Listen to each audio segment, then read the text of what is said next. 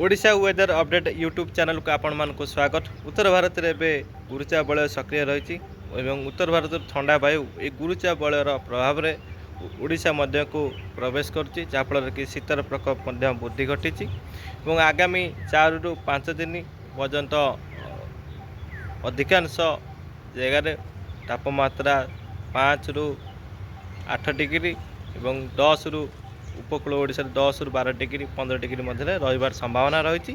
तो ये स्थिति उपजी पारे एवं यदि कहबा ताले झारसुगुड़ा सुंदरगढ़ केन्दुझर एवं कंधमाल यही अंचल मानकरे शीतर प्रकोप अधिक वृद्धि घटब एवं कटक भुवनेश्वर जदि कथा कहबा तार तापमात्रा 10 ରୁ 15 डिग्री मध्य रही संभावना। तो ये स्थिति उपजी पारे एवं आगामी दिन मानकरे आम चैनल माध्यम लॉन्ग वीडियो माध्यम आपण मानकु राज्यर पूरा वेदर अपडेट आपण मानकु दबाक चेष्टा करूँ।